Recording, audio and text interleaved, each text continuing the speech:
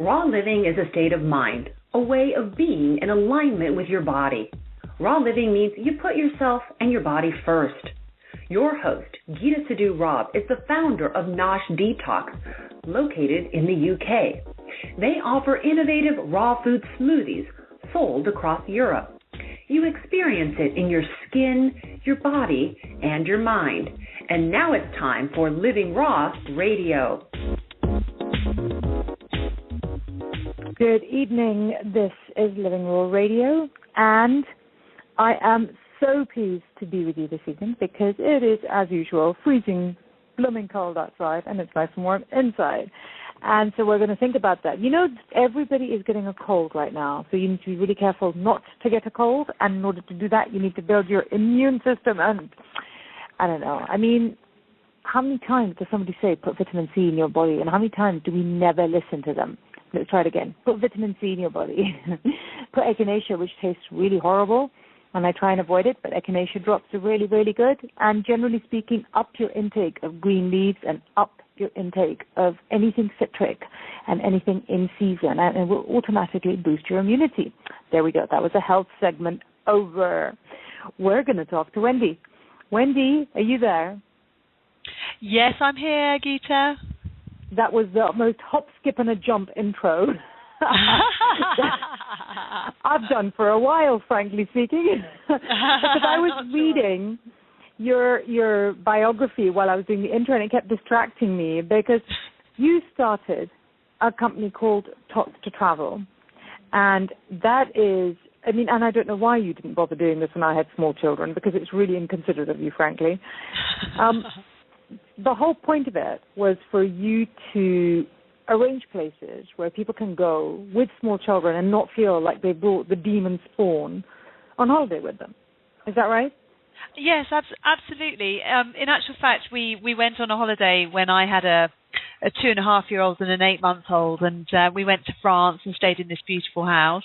And it was a holiday that we needed so badly, and partly because the weather was rubbish back home and we wanted some warmth, like you were just talking about, but also partly because as parents, we're just absolutely shattered all the time.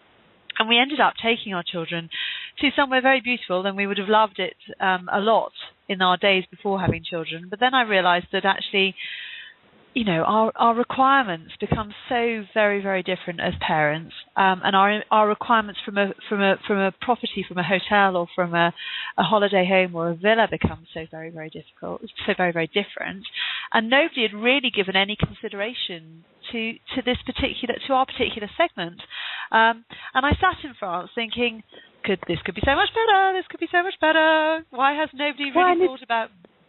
It's that thing of going away and just feeling bad all the time. You think, I've paid all this money, I've spent all this effort, I've piled all my children onto a blooming aeroplane, survived a plane journey where everybody looks at you like you actually carry typhoid on your body because you have. It's true. It is true.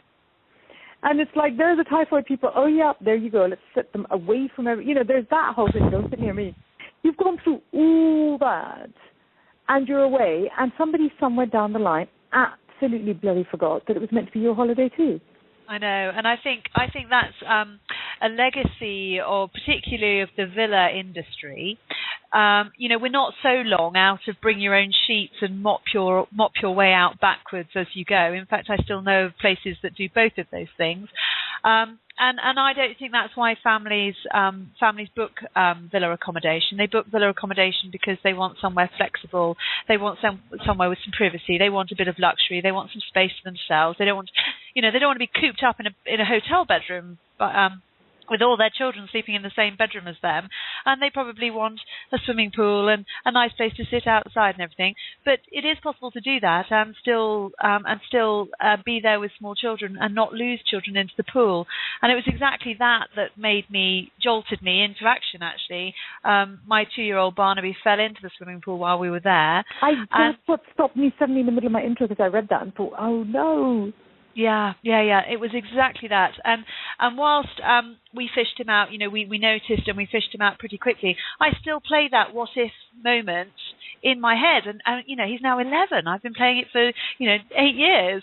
8-9 years, and that's the thing. It could happen to any of us. It could happen very quickly, and indeed, 8 or 9 children die in Andalusia every summer. So things like that are not funny. They're really not funny. So all our villas now have a pool enclosure or some sort of physical barrier, and it doesn't ruin the holiday. It doesn't ruin the aesthetics. We would much rather have our children alive than worry about a pool barrier, the aesthetics of a pool barrier, and we provide all the kits. What we've really done, Geeta, is gone to town on what it is that families really need from a holiday, what equipment and paraphernalia, and frankly, what could somebody else do the thinking about to make it easy for them to go away, and that's what we've done. That basically works because you have children. Yeah. Yes, I've got 3. And you want to be able to go away and have a holiday and remember that, there was a place. You've hit the nail on the head. You're more tired when you come back, isn't it? Yeah. Well, you've hit the nail on the head. It was actually quite a self-centered decision to start the business because I identified something that I desperately wanted to do and thought, well, nobody else is going to do it for me. I've got to go out there and do it myself. So we did. Now, I find that really interesting because it turns out that, in fact, for the majority of people, they do actually set up a business because of their personal experience. But why is it that it's so often women that do that? What do you think that comes from? I don't know. I really don't know. I mean, I have met very interesting, very entrepreneurial, visionary men. Yeah. But there's something very lovely about the way that women go around creating something visionary, and I think it is visionary. What women are doing in the way that they're creating visionary businesses is that they're looking at something that, as a society, would make life a whole lot better. In what you're doing, in all the work that you're doing with vitamins and all the rest of it, it's about making everybody better, isn't it? There's some deep nurturing thing going on, and I think that's the same with what we've done. There's a sort of a nurturing thing. How do we get better quality family time while we're on holiday? How do we make these precious holidays better? How do we make people healthier? That's what. Do you you think that's what the sea change is? Do you think that's what the difference is? That we tend to look at it in how to make things easier and faster and better, as opposed to, I think this is a brilliant idea, I'll make a lot of money. Quite possibly. Because to me, you're really interesting because tell a little bit about your background. I find it your story was so interesting because you're almost like a reluctant entrepreneur, because speaking to you spent half the time telling me about why you started your business. You spent about talking about your husband and what you wanted to give for him. And I just found that, no, but it is. It's a deeply generous, wonderful thing to hear. And it was so coming from the heart. And I've yet to sit next to a man, and I'm sure there are many, I've yet to sit next to a man who said, I started this whole business because I wanted my wife's life to be easier. And in fact, that's not true. I do know one who did that with a little grating kind of machine, but that's another story entirely. So tell me a little bit about why you got here, about the army and all that background. Oh, yes. So I started off in marketing and PR in London. I was working for a Quango. It was a Quango that was set up to support our world-class athletes, and there's a very important element of that I think we might come back to later. I then realised, I met my husband and realised that we were probably destined to be together, and that sitting in London with a London-based job was going to be absolutely hopeless, because he was going to be flying fast jets, probably off some, far off corner of the UK, which was exactly what happened. So I gave up my job and did my teacher training, thinking that I would have the ultimate in portable jobs. And I did that for 5 years until finally that got a sort of death nail in the coffin, because we ended up in North Wales, and I don't speak Welsh, and so that becomes a total no. Yeah, very helpful. And so I sat on Anglesey, which of course many people will know now is where Kate Middleton and William have been sitting for the last few years. And for them, I'm sure. And you didn't manage to go off and marry a prince. What was wrong with you? I know, I went very badly wrong there. And I sat there, sort of, looking at the way our military life was going, because it's a very involved affair for both husband and wife. I mean, you are, as being married into the military is, you're in it as much as they are, really. Yeah, it's a lifestyle approach. I was going to say it's a life sentence, but you know what I mean. Well, in some ways. I mean, and it's a lifestyle that, it's not one I signed up to I mean, I signed up to it in marrying him, but only by default of falling in love with somebody who happens to come with this kind of other thing going on. And so I sat there thinking, do you know what? I'm really not sure that my vision for what I want our family life to look like, and him being away for 6-8 months of the year in dusty war zones, moving every 18 months, that's a recipe for us to be divorced, unhappy, for my children to have really a very absent father, and for us to really spend the next 10, 15 years looking at a life that really I didn't find very appealing. I mean, I didn't find the sort of the prospect of being a single mum and being in a deeply unhappy separated relationship, and we weren't very good at being apart. I think I'm very lucky that we like to spend time together. We were very bad at being apart. It made us both very grumpy. And that's, with us being grumpy, we were no way going to be good parents to our children, and we were no way going to be present parents for our children. So I was looking at this whole sort of spectre of military life and where it was taking us, and so on. And I think probably where I do add value in our relationship is I can see what's coming. And I can see what's coming before I get to a deeply painful position. I can see what's coming before I feel bad. I will murder everyone, and so you do something about it before that. Yeah, and I could see where it was going. And my husband and I went out for dinner, and I said to him, "Look, I'm not all that sure that this whole military malarkey is working for us." And he couldn't see it. He couldn't see it at that point. And he said, well, I don't want to talk about this, because actually that's quite a challenging thing to say to somebody who's invested their whole career in learning how to fly fast jets and so on. Well, exactly. But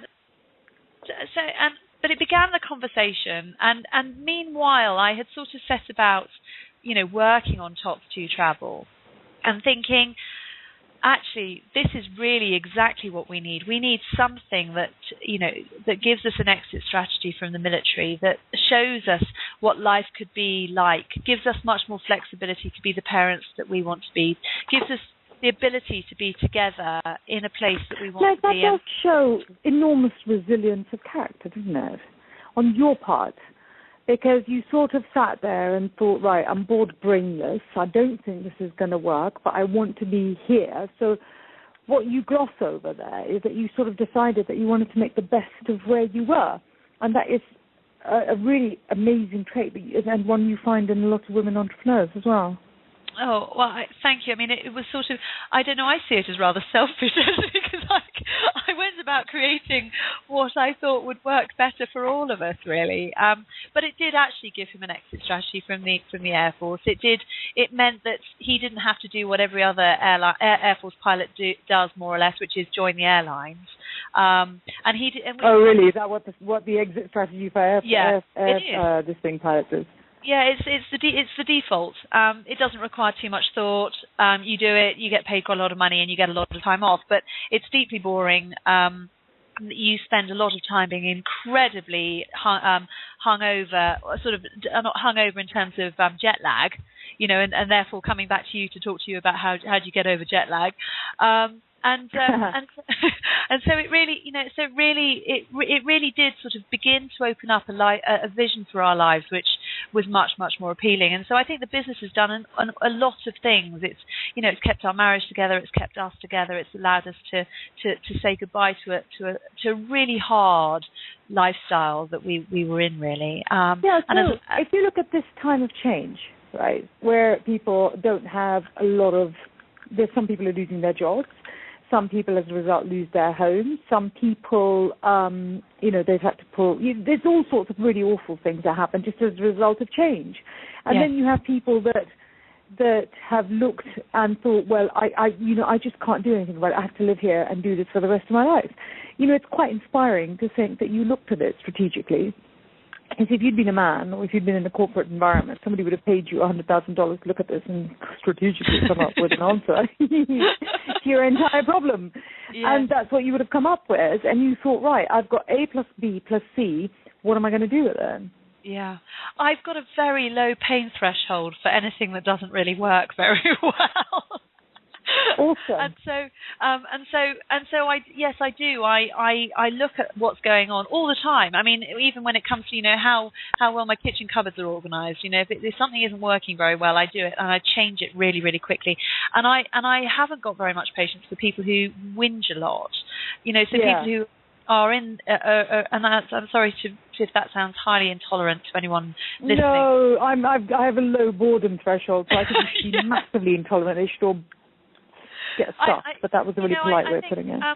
I think people need to be more. Actually, a framework of thinking that I've come to like a lot comes from the lean startup school of business startup. It's a book. It's a very, very inspiring book, and it says that everything that we do in business should be an experiment, and therefore we should be looking at it, coming up with a hypothesis and saying, why are we doing this? Test it out, measure it, and if it doesn't work, you pivot, you change, and if it is working, you carry on and you move on to the next experiment. And I think life's a bit like that as well. So we're currently living in a beautiful, beautiful 18th century farm cottage in the middle of rural Lincolnshire. It's absolutely idyllic, and for the children, they're getting a 1950s childhood, like no other children get. They climb over the back garden wall and off they go, and it's a wonderful experiment in living a really, really rural life. However, the age my children are at now, we're in and out of the car all the time, and they're needing to be at school much more often, 6-7 days a week, and so actually this as an experiment isn't working very well. And so we're about to pivot. And if you look at that, that's just one example, but if you're sitting in an unhappy marriage, it means that that particular experiment hasn't really worked, and therefore you need to pivot. If you're sitting in a job that you don't like very much, or is making you unhappy, or isn't creatively fulfilling you, that's an experiment. And I think by looking at it as an experiment, that's incredibly empowering, because it means it gives you permission to fail and tweak, doesn't it? Yes, it does, and my son hasn't been very, very good at making decisions. If he's faced with a menu of ice creams, he spends about 15 minutes deciding on each one. So I say to him, look, listen, just treat it as an experiment. If you just choose one, and if you made the wrong decision, it's not the end of the world. It was just a test, and he's been freed up by that form of thinking. But I think it's quite a powerful way to think about our whole lives. No, I absolutely agree. To me, no is often the start of a conversation as opposed to the end of one. I have to say, I'm like, no, that was such a good thing that you said. Now, how about this? And they're going, I said no. I know you didn't mean that. Shall we all pivot together? Yes, exactly. I agree. I have children I have a daughter going through exams at the moment. She's really struggling with the fact that she may fail to get into her first choice, so she'd rather not try for it. And I'm like, failure is a sign that you're trying. Yes. And that's more important than not trying. But I quite like the whole pivot thing, because it doesn't sound like you're just feels like a tweak. Yeah, I think so. And I think, and even actually in an attitude to failure, I've been asked a lot in the years that we've been running the business, how have you dealt with failure? And I think I struggle to think about times that we've failed, not because we haven't made mistakes or in inverted commas failed, but only because I don't see them as failures. I see them as an opportunity to have learned a lesson. Done an experiment that didn't work very well, and we've done something else. Yeah, no, I agree. I absolutely agree. I do think that myself, yeah. So you've decided to take on the world and think, this is just rubbish. This is not a good holiday way, a way of spending my time off. And so you did what? I came home and I thought about it for a little while, and the owner of the holiday house that we were staying in very kindly sent me a feedback form. So I wrote down all the things that I would have done to his house to make it more family friendly, and then I wrote, And there must be a ginormous market for holiday homes like this, because there are so many families like mine. And I think that began to sort of crystallize my thinking. And I began to think, well, why is nobody doing this? You know, this isn't an expensive thing to do to your house. And it's not a difficult thing to do to your house. I mean, goodness knows we've all done it to our, you know, as soon as you get into having a moving baby, you childproof your house, don't you? And I couldn't understand why that hadn't happened. And it seemed like such an obvious thing. So I did some research to try and understand whether I was just being a complete idiot and had missed something, or whether this was a completely untapped, you know, niche in the market. And it turned out to be the latter. And I then, on further research, realised that if you own a holiday property, you have sunk an awful lot of capital into a building that you can rent in July and August, but you struggle to rent out for the rest of the year. And so I was looking at families like mine, thinking, but we don't go in July and August. You know, we've got children who don't go to school yet; they're at preschool. You know, I can go in April or in May or in September, and it won't cost me quite so much, and it'll be, you know, it won't be so hot and all this. And so I realised that actually what we had was a two-sided marketplace with families like mine who really needed this extra service, and house owners who had this gap, had this money sapping gap. And of course, it's a bit like an aeroplane seat. You know, once that week is gone, you can't sell it again. So you've got to do all you can to get some more people into your property outside of July and August, and that's when it begins to make money. And so I realised that I had this kind of marriage, that there was some magic happening there. You know, when you begin to really niche market and understanding what niche marketing means, and so that was the start of it. And I began, of course, then to write business plans and so on. Hang on a minute. Did the first house do anything with all your suggestions? No, they didn't actually. He came back and said, oh well, we're selling, so that's you know, sort of unimportant to us. But then I began to contact. You know, as I began to sort of formulate my ideas and my thinking, I began to speak to some house owners, and I realised that they would see value in the idea I had. And so I didn't think I was being, you know, I didn't think I was missing something. And in fact, I perhaps more likely had hit on something quite interesting. Yeah. I mean, but it's quite a big jump from I didn't like this to here's the business. It is. What happened in that little gap, as they say? Mind the gap. What happened there? Well, I think it's possible. I think, again, you know, coming back to this sort of lean startup idea and this sort of experimentation phase, I just took it kind of one step at a time, and I just tested. You know, I had a few conversations with owners, and I had a few conversations with parents, and I began to sort of think, oh, well, what do I need to do to make this work? And it wasn't that difficult, really. In fact, that was probably the most intuitive part of the business. The most difficult stuff has happened more recently. I just began to, put the bits together a bit like a jigsaw. Okay, so you're like a little bit here and then a little bit here, and then somebody goes and they say, how about this? And you think, well, I hadn't thought about that. How about this?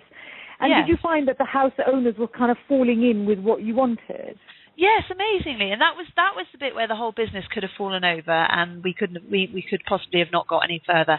I started talking to owners, and I said to them, look, I've got this idea.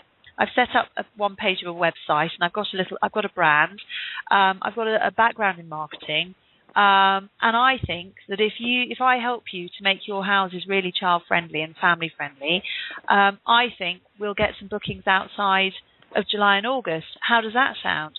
And they said, actually, that sounds like a really good idea. They said, can you bite your hand off?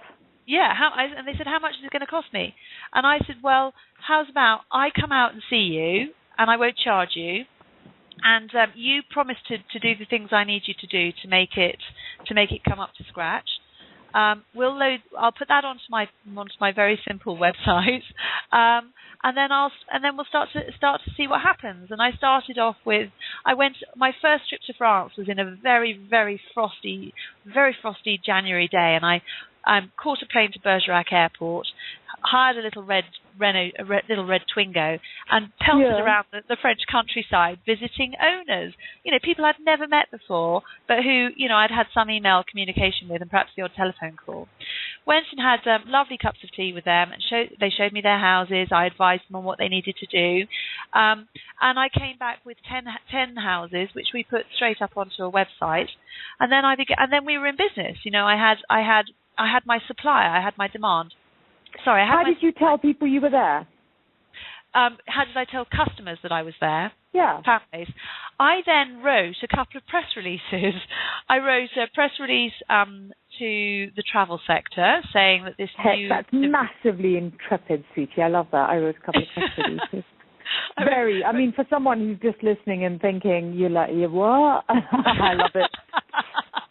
It's lovely what you don't know when you start business, isn't it? It really is.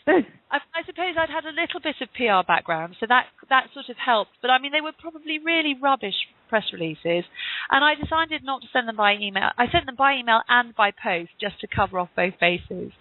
This is 10 years, sort of 9-10 years ago now. So I wrote a press release tailored to the travel market, and I wrote a press release tailored to the business market.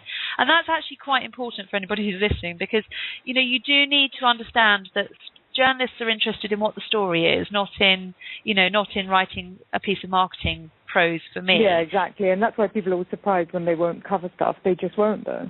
No, they won't. And so the story for the families was that there was this new innovative travel company, and for the business, it was this mum starting up in using the internet as a platform to launch a business, and blow me down if I wasn't sitting in Costa Coffee after a sort of a mums and toddlers music group, and my phone rang, and it was Rachel Bridge from the Times newspaper. She's the business correspondent in the Times.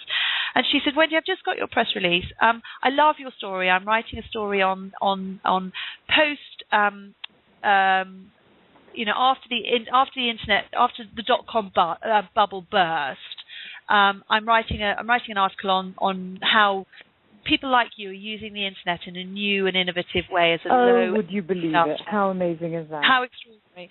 I'm going to send a photographer down to where we were living. Do you mind if your kids get... included in the photo? And I was so aghast. No, absolutely fine. I'll do whatever you want me to. And so she tell the children it's all fine. Yeah, I know. I'm sorry, the poor children have been pimped out on regular occasions too. Yes, no, mine are used to it too. Yeah. And so that happened on one Sunday, and then the following Sunday they included it in the travel section, a tiny little article, and I didn't know that was happening. The first I knew of it was that I began to get calls through my mobile from people who were sitting on trains, reading the newspaper and had read about it. And we did about £25,000 worth of business in our first kind of couple of months of being in business. How amazing. Sort of gave me a slightly warm lead that we might be onto something reasonably interesting, and that it was. And you charge the houses a booking fee? Yeah, we work on a commission. Well, that's fabulous. Now, why did you say that it's now getting more difficult? I think because... I'm actually wondering, could you rename the show to being sort of raw entrepreneurship or something? What a fabulous idea. Oh, I'd love that. I think the challenge of growing a business to scale is quite tough. I think, as you grow a business, as you need more traffic, you need to work on your conversion. The product needs to be absolutely spot on.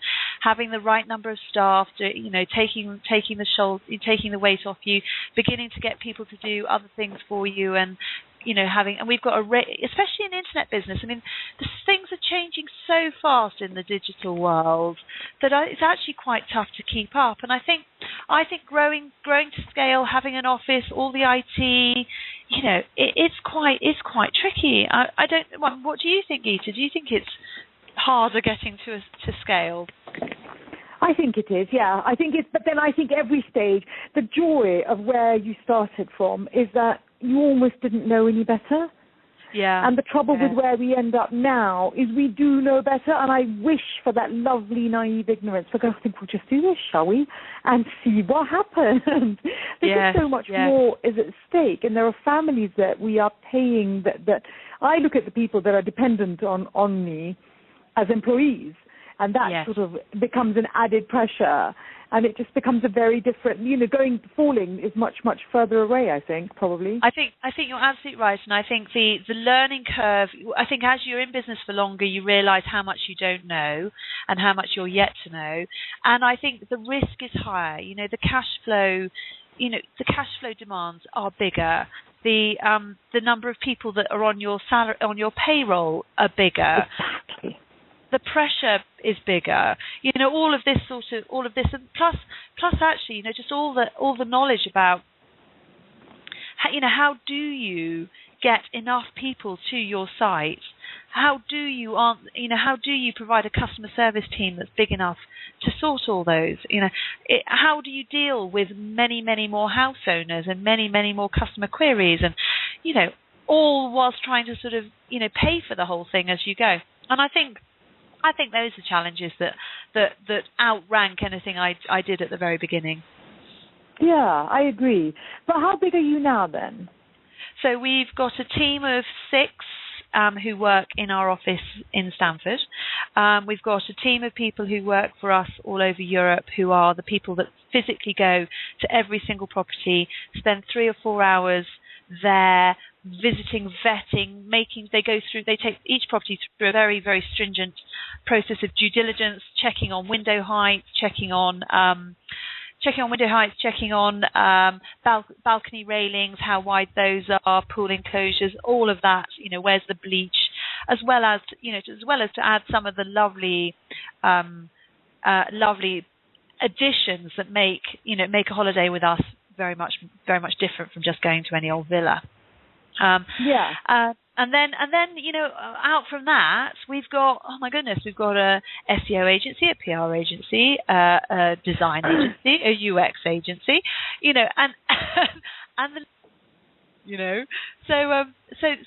that gives you can be a fairly small team but have a very, very big outsourced team. Yes, exactly. And I mean, I believe in that immensely. I think it's a really good way to grow a business. So what are you doing to help yourself over this bit? Physically, for me, or no, in what physically, sense? mentally, emotionally. Yeah, I think that's interesting, isn't it? I think this is where I come back to my early days, having worked with world-class athletes.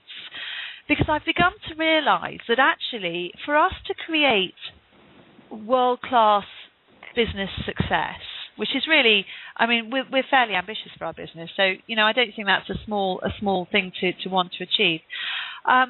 We actually need to treat ourselves like world-class athletes. What is it we need to do? Much.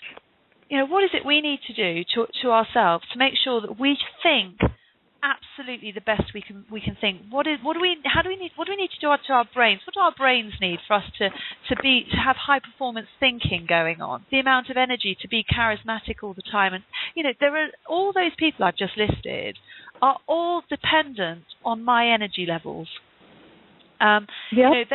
We've got somebody who works for us in France, and she comes over and she says, "You know what, Wendy? I just really needed a download of your energy. I needed a boost of your energy. I needed to hear your vision. I needed to hear your passion and enthusiasm." And somehow I've got to maintain my own levels of passion and enthusiasm in order to have the energy and the passion to pass that on to all those other people who need a bit of me, really. So what do you do? What do I do? I'm fairly rigid about how much sleep I get. So I don't work late into the night. I won't work later than 9:30, or else I don't sleep well. I try and eat as healthily as I can. All our food is, we make all our own food. I don't buy anything that's processed or anything like that. Yeah.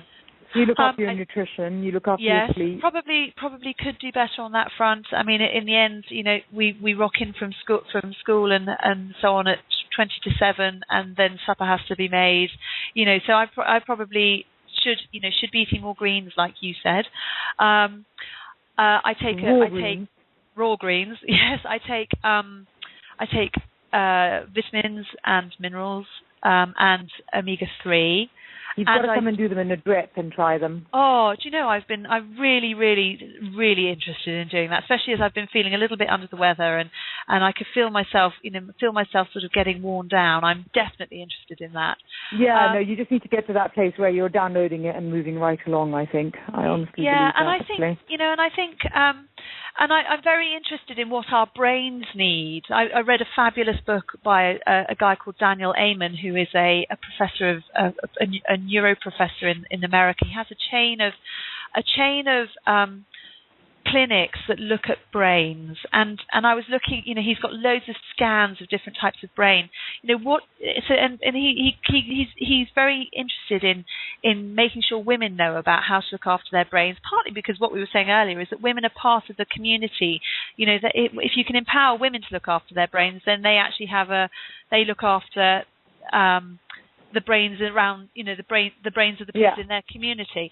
And he talks a lot about sleep. He talks a lot about the food that you eat, the minerals and vitamins that you need to take. He talks about sex and how much sex is important to our brains and how we need that. Physical exercise. I have to put my hand up, Geeta, and say I love yoga. I don't do enough of it. And when I meditate. You've got to calendar I meditate. I calendar exercise every week. This week I didn't calendar it, and I sit there every day going, damn it, I haven't done it. Oh, God, I know. And you feel it, don't you? You really feel it. Oh, hate it.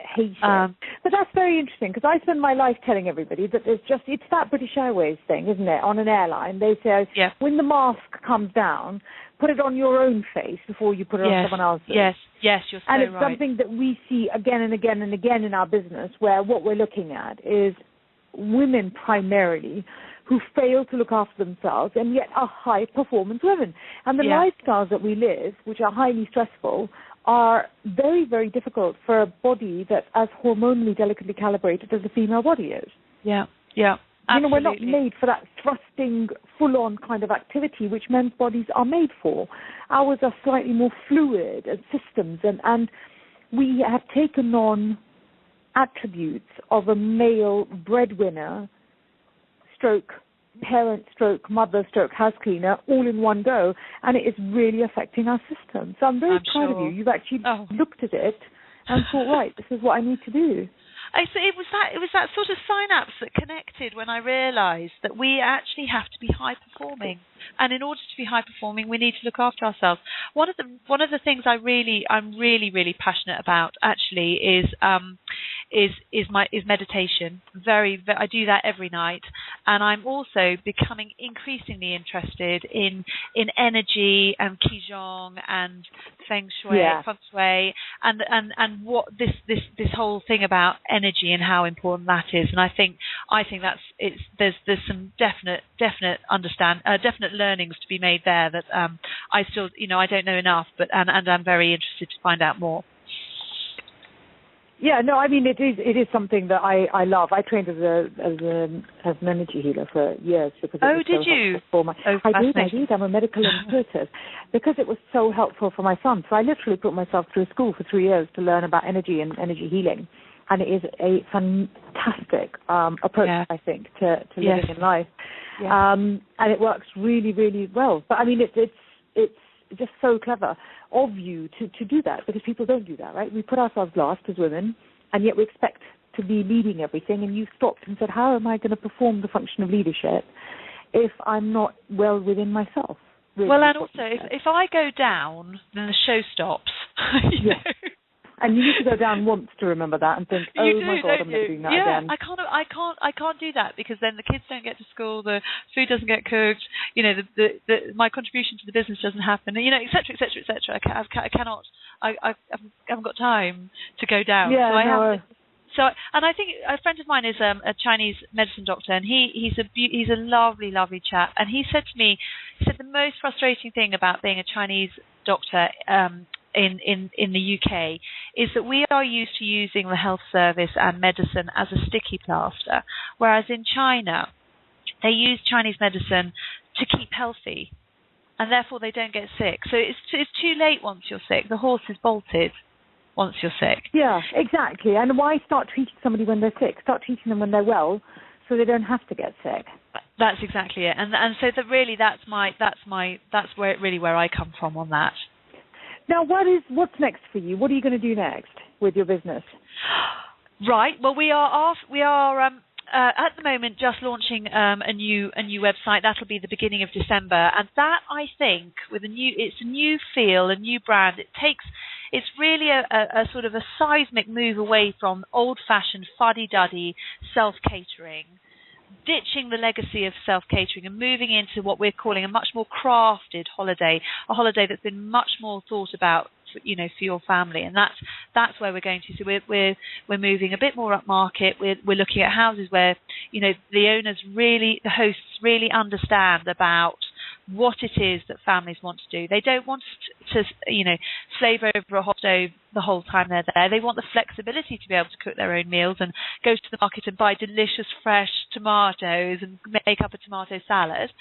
But they would like some bits and pieces to happen while they're there. So we're looking at a much more crafted. We're really creating a new category, and I think the new feel and the new emphasis, the new tone will be really, really exciting. And that's us stepping up a few steps at one time. Yeah, and it's up leveling yourself.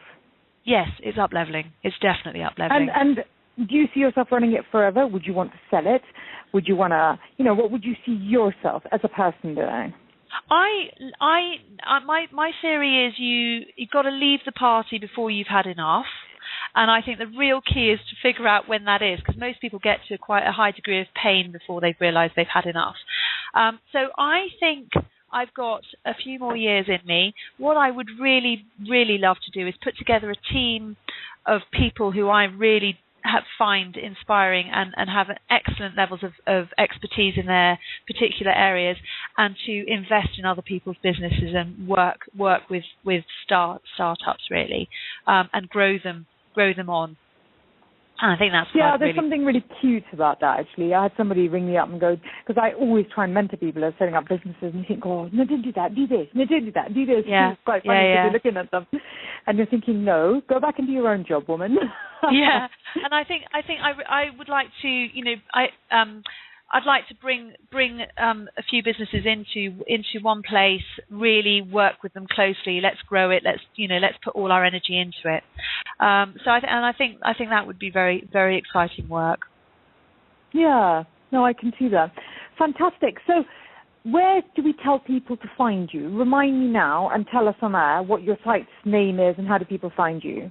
It's www.tots2travel.co.uk, and if you are planning a trip with your children anytime soon, then I would say on the home page of that website you'll find a place to sign up for our free holiday planner, which is a series of tick lists and tips and advice on how to travel with your children, because I don't think it needs to be a nightmare. I think it can be quite a lot of fun, and I think you can make it a lot easier, and that's what that planner pack's designed for. So that's tots2travel.co.uk. Fantastic, Wendy. Thank you so much for hanging out with me for a little bit. I really enjoyed that, and I have to say that you're one of the most. It's so interesting to me when I consider how much you've achieved and how self-deprecating you are at it. Oh. It's kind of like, so well, I kind of thought this, and you would never, it's such a female trait. It just always makes me giggle. It's really, really such a female trait. But it's just, lovely. Really enjoyed that. The next time I have any little toddlers coming way past me, I'm going to send them straight to you. So yeah, throw them over in my direction. Well, thank you so much for having me. I've loved every minute of it. It's such a pleasure, sweetie. Take care. Yes, and you too. Living Raw Radio, and it's been really fun. I do think that we seem to be having a real entrepreneurial bend, but it's just my fault. I find women entrepreneurs fascinating, and I find entrepreneurs just fascinating because they just have this amazing approach to life where they get out and create what it is that they want. And I think that's amazing. Such a great lesson. I use the word amazing too much there. But you can see something in your mind's eye and you get up and you make it real. That, to me, is the biggest, hugest, and best amount of fun in the whole world. And we call it work. I really, really like that. I'm thrilled to be part of that little club of people that do that. And this is Living More Radio. My name is Geeta Sidhu-Robb. I had a great evening. I hope you did too, and we will be back with you next week. Take care. Bye.